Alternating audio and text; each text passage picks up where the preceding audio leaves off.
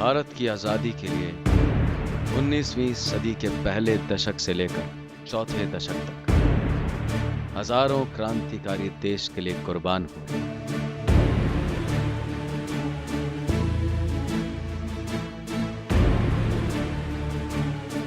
ये वो दौर था जब देश गुलामी की जंजीरों में जकड़ा,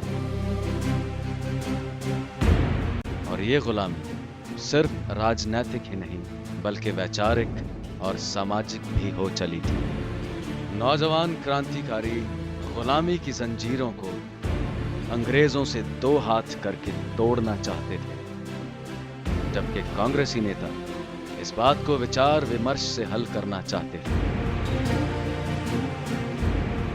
और इन दोनों को एक साथ करने में एक ऐसे इंसान की भूमिका रही जो बुजुर्ग होते हुए भी नौजवानों सा जोश रखते थे,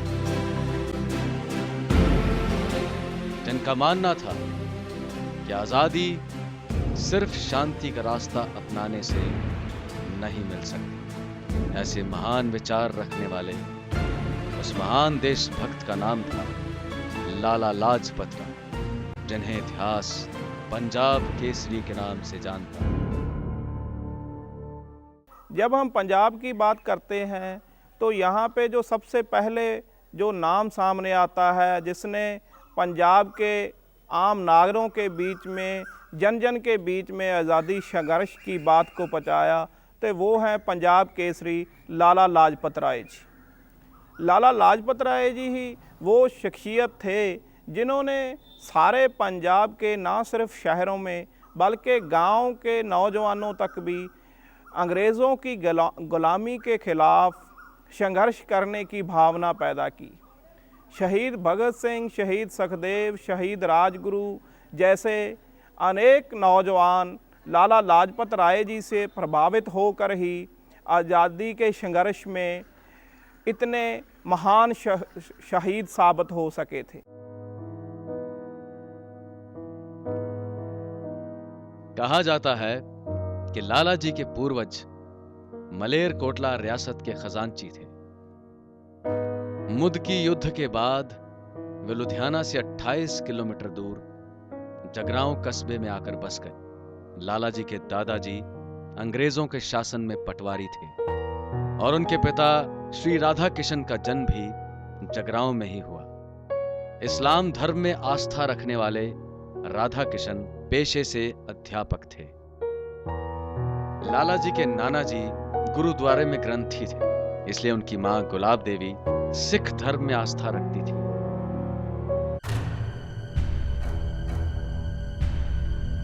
सन 1865 का वो समय, पंजाब पूरी तरह से अंग्रेजों के कब्जे में था।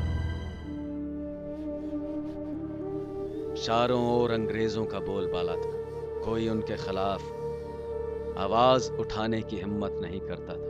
जो भी आवाज उठती दबा दी जाती। और इसी दौर में 28 फरवरी 1865 को लाला जी का जन्म। लाला जी के पिताजी वैश्य थे, किंतु उनकी माता सिख परिवार से थी। दोनों के धार्मिक विचार अलग अलग थे। घर के इस माहौल ने लाला जी को धर्म के प्रति जिज्ञासु बना दिया।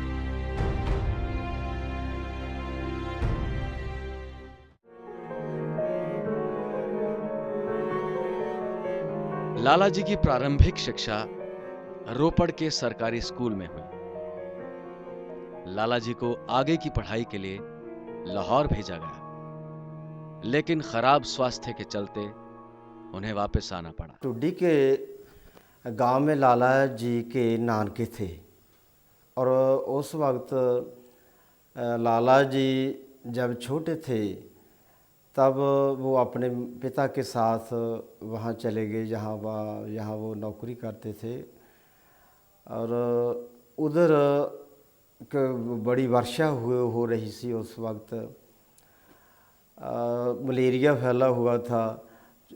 मेरा कहने तो भाव के छोटी सी आयु से ही लाला जी बीमार पड़ गए थे। लाला जी ने जब मैट्रिक की थी और बहुत ही अच्छे अंकों से उन्होंने मैट्रिक की थी लाहौर। और उसके बाद उनकी माता ये चाहती थी कि हम बेशक भूखे मर जाएं, हमारा परिवार एक ढंग की रोटी ही बेशक खा सके, लेकिन वो चाहती थी कि हमारे बच्चे बहुत पढ़ लिख जाएं। इसलिए उन्होंने मैट्रिक के बाद लाला जी को मुख्तारी के इम्तिहान के लिए लाहौर दाखिल करा दिया। और उसके बाद लाला जी ने पूरी वकालत की। लाला जी के जीवन को आर्य समाज के सामाजिक और सांस्कृतिक कार्यों ने काफी प्रभावित किया। स्वामी दयानंद ने हिंदू समाज में व्याप्त बुराइयों पर डटकर प्रहार किया था और 1882 में लाला लाजपत राय आर्य समाज का हिस्सा बन गए और जल्द ही प्रोग्रेसिव और कॉलेज विंग के नेता बन गए। लाला जी वक्-वक् अलग अलग क्षेत्रों में काम तो करते थे। इसके नाल नाल वो जो उन्होंने सोचा कि आर्य समाज का जो मंच है उनके लिए वो छोटा है, इसीलिए वो कांग्रेस उन्होंने ज्वाइन किया। और कांग्रेस में ज्वाइन जब किया तो वो लगातार कांग्रेस में उन्होंने भाग लेना शुरू किया। जो भी उनकी ड्यूटी लगती थी वो तो अपने तन मन धन से लगाते थे। एक बार ऐसा हुआ कि पार्टी को एक फंड की ज़रूरत पड़ गई, तो उन्होंने देखा कि उनकी बैंक कापी में 5,000 थे, कुछ आने थे, और लाला जी ने जो ऊपरले पैसे थे वो रख कर बाकी सभी पार्टी को फंड दे दिया था। लाहौर से वकालत करने के बाद लाला जी हिसार चले गए। उन्होंने कुछ समय के लिए लाहौर हाई कोर्ट में वकालत की। एक प्रसिद्ध वकील होने के बावजूद लाला जी को समाज एवं देश सेवा में कूदना उचित लगा और 1899 में उन्होंने वकालत छोड़ दी। कहते हैं कि वकालत छोड़ने के बाद वे सिर्फ क्रांतिकारियों के मुकदमे लड़ा करते थे।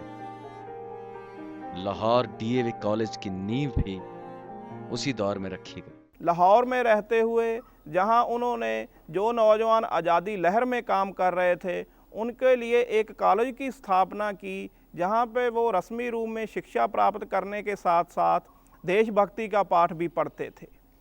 शहीद भगत सिंह, शहीद सुखदेव जैसे नौजवान लाला लाजपत राय जी के इसे कॉलेज की देन थी, जहां पे बहुत सारे नौजवान जो आज़ादी संघर्ष में काम कर रहे थे वो इस कॉलेज में पढ़ते थे।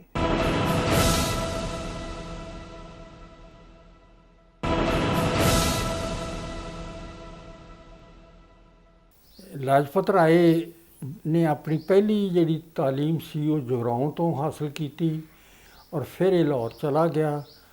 एडवोकेसी करके ये कनेडा चला गया।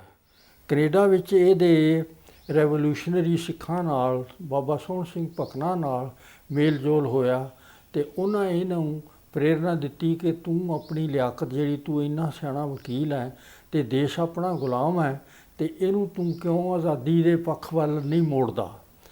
उन्होंने इसनूं बहुत सारा फंड दे के वापस भेजिया कि तू आज़ादी दी लहर उत्थे उठा, तेरा लैक्चर जिहड़ा बड़ा खिच पाऊ है, दिल नूं धू पाउंदा ते तू लोकां नूं दे जज्बे नूं आज़ादी दा मोड़ दे।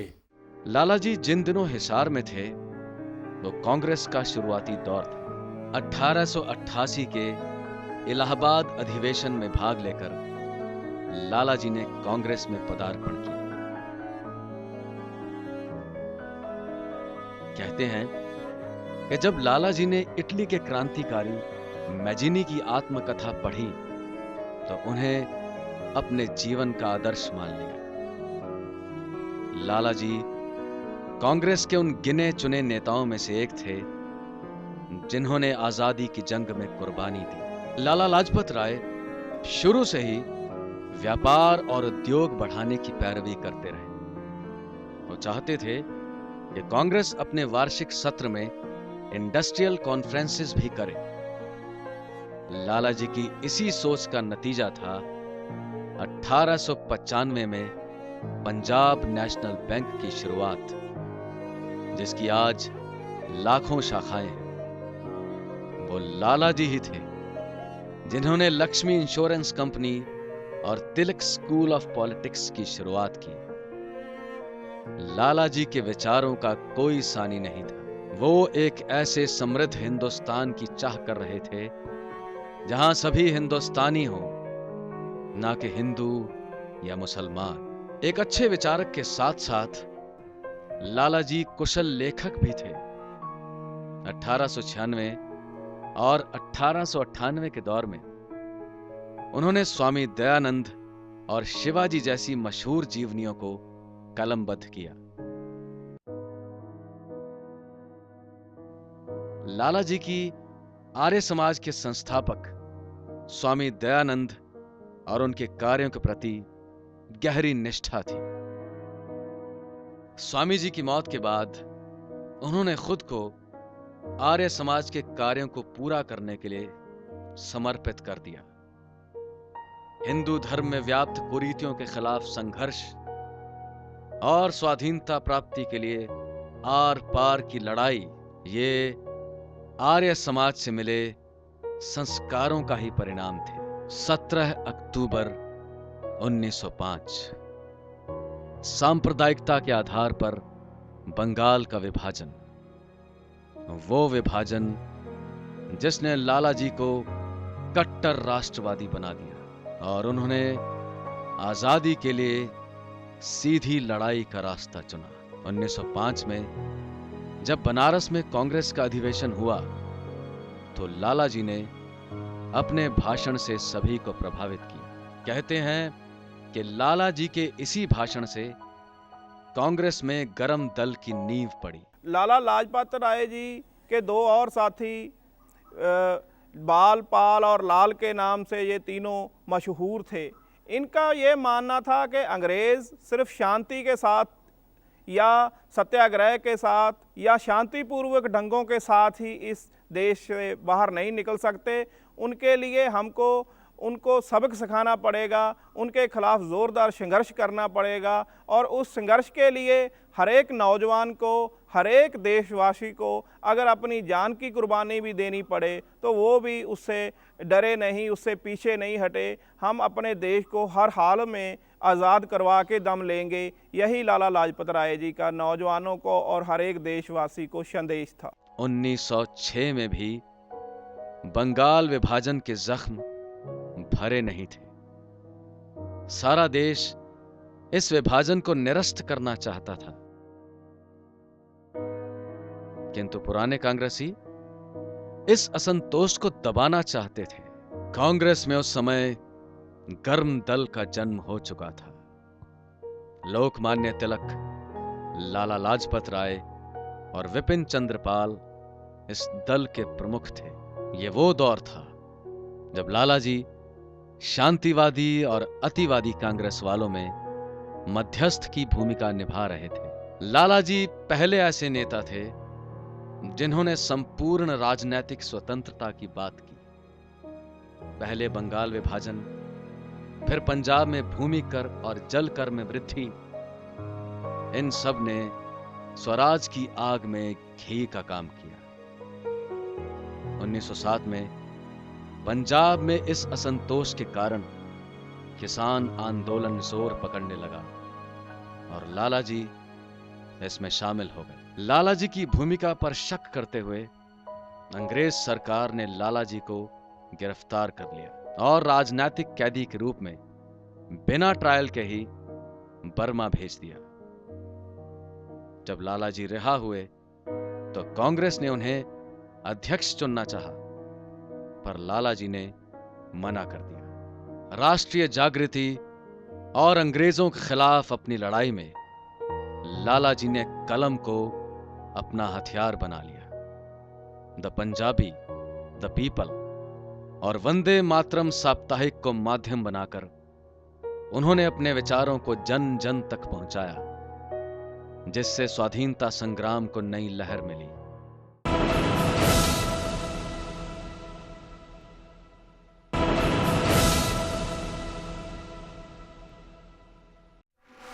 आजादी को जीवन का उद्देश्य मान चुके लाला लाजपत राय 1914 में अमेरिका चले गए और न्यूयॉर्क में इंडियन होम रूल लीग की स्थापना की। इसी दौरान उन्होंने भारत की समस्याओं पर कई वॉल्यूम लिखे, पर यह सब आजादी के लिए काफी नहीं था।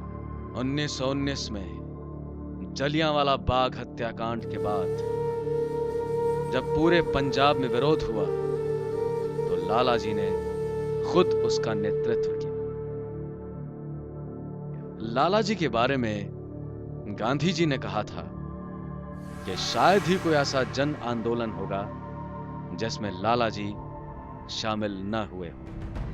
1922 में जब अचानक गांधी जी ने असहयोग आंदोलन वापस लिया तो लाला जी से ये सहन न हुआ और उन्होंने कांग्रेस छोड़कर कांग्रेस इंडिपेंडेंट पार्टी बनाई और आजादी के संघर्ष में सक्रिय भूमिका निभाते रहे। सितंबर 1924 में संपूर्ण भारत सांप्रदायिक दंगों की आग में जल उठा। दिल्ली, लखनऊ, शाहजहांपुर, इलाहाबाद और नागपुर में भयंकर दंगे हुए और पश्चिमी सूबा सरहद के कोहाट शहर में इन दंगों ने भीषण रूप ले लिया। लूटपाट के कारण हजारों हिंदुओं को घर बार छोड़कर जाना पड़ा। लाला जी ने इन पीड़ितों के लिए तत्काल कोहाट फंड की स्थापना की और सैकड़ों घरों को दोबारा बसाया। इधर 3-4 सालों से देश में सांप्रदायिक दंगों का नग्न तांडव चल रहा था और देश के सभी नेता इसके समाधान के बारे में सोच रहे थे कि उधर अंग्रेजों ने भारत में शासन सुधारों की जांच के लिए 2 फरवरी 1928 को सर जॉन साइमन की अध्यक्षता में एक कमीशन भारत भेजा। इसी तरह लाला जी ने लाहौर में जो काम किए थे वो कमिश्नर थे, बहुत ही समाज सुधार के वहाँ काम किए थे और लाला जी तो ऐसे थे भी वो घर पर तो टिकते नहीं थे। इसके बाद जब 1928 में साइमन कमीशन आया था उस वक्त लाहौर लाला जी बाहर आए थे। 30 अक्टूबर को साइमन कमीशन लाहौर पहुंचा था। वो जब बाहर से ई कॉन्फ्रेंस में भाग लेने से लाहौर पढ़ते थे तो राजा राम शास्त्री उनके साथ था। जब वो आए तो ये सुनकर लाहौर के जो कांग्रेसी थे उनके लीडर थे वो बड़ी खुशी से झूम उठे, क्योंकि उन्होंने सुन लिया था कि लाला लाजपत राय जी हैं लाहौर में आ पहुँचे हैं। तो लाला जी के पास फटाफट लोग आने शुरू हो गए उनके बंगले पर। लाला जी ने उनको बता दिया कि आप तैयारी करें, हम साइमन कमीशन का विरोध करेंगे। लाला जी इससे खुश नहीं थे।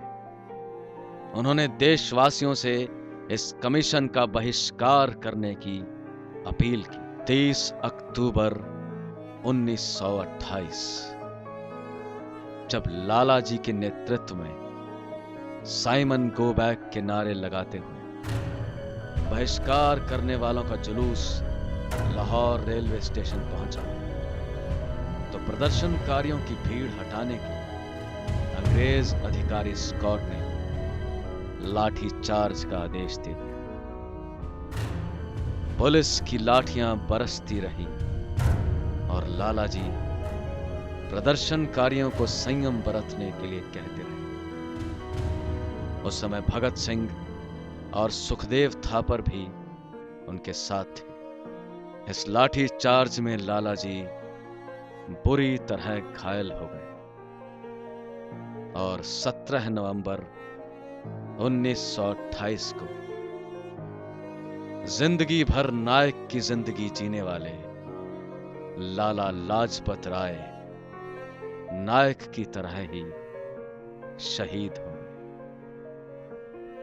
ਸਰਕਾਰ ਨੇ ਜਦੋਂ ਜਲ੍ਹਿਆਂਵਾਲੇ ਬਾਗ ਦਾ ਵਾਕਿਆ ਗੋਲੀ ਚਲਾ ਕੇ 13-1400 ਨਿਹੱਥੇ ਪੰਜਾਬੀਆਂ ਨੂੰ ਮਾਰ ਦਿੱਤਾ ਤੇ ਉਦੋਂ ਆਜ਼ਾਦੀ ਦੀ ਲਹਿਰ ਜਿਹੜੀ ਆ ਹੋਰ ਜ਼ਿਆਦਾ ਭੜਕ ਪਈ।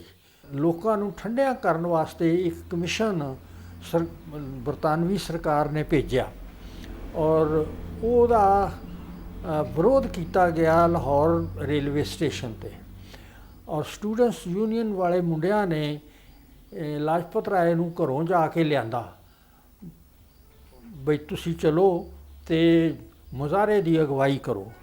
ਉਹ ਕਹਿੰਦਾ ਕਿ ਮੈਂ ਢਿੱਲਾ ਰਹਿਣਾ ਤੇ ਉਹ ਆਦੇ ਨਹੀਂ ਜੀ ਤੁਸੀਂ, ਤੁਹਾਨੂੰ ਕੁਛ ਨਹੀਂ ਕਰਨਾ, ਤੁਸੀਂ ਚੱਲ ਕੇ ਲੈਕਚਰ ਦਿਓ। ਔਰ ਉਹਨਾਂ ਨੇ ਆ ਕੇ ਲੈਕਚਰ ਦਿੱਤਾ ਔਰ ਉਹਨਾਂ ਦੇ ਸਿਰ ਦੇ ਉੱਤੇ ਇੱਕ ਬੰਦਾ ਛਤਰੀ ਦੀ ਛਾਂ ਕਰੀ ਖਲੋਤਾ ਸੀ ਔਰ ਛਤਰੀ ਦੇ ਬਾਹਰ ਚਿੱਟੇ ਚਾਕ ਨਾਲ ਗੋ ਬੈਕ ਕਮਿਸ਼ਨ ਲਿਖਿਆ ਹੋਇਆ ਸੀ।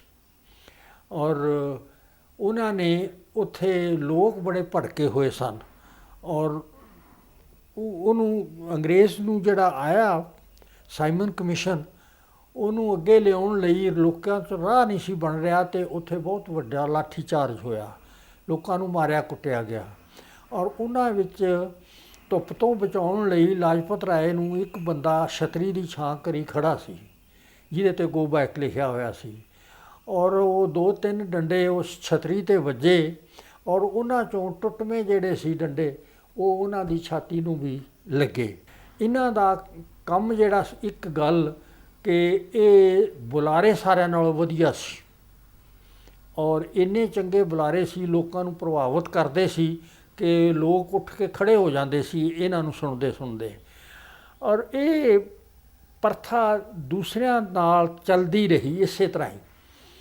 ਔਰ ਇਹਨਾਂ ਨੇ ਆਪਣੇ ਤੌਰ ਦੇ ਉੱਤੇ ਪੀਪਲ ਸਰਵੈਂਟ ਸੁਸਾਇਟੀ ਵੀ ਬਣਾਈ ਔਰ ਉਹਦੇ ਨਾਲ ਵੀ ਇਹਨਾਂ ਨੇ ਕੰਮ ਜਾਰੀ ਰੱਖਿਆ। ਪਰ ਇਹਨਾਂ ਦੀ ਬਹੁਤ ਦਾ ਜਿਹੜਾ ਪੱਖ ਸੀ ਉਹ ਬਹੁਤ ਪੰਜਾਬ ਨੂੰ ਘਾਟਾ ਦੇ ਗਿਆ, ਪੰਜਾਬ ਨੂੰ ਇੱਕ ਤਰ੍ਹਾਂ ਨਾਲ ਪੋਲੀਟੀਕਲੀ ਪਿੱਛੇ ਸੁੱਟ ਗਿਆ।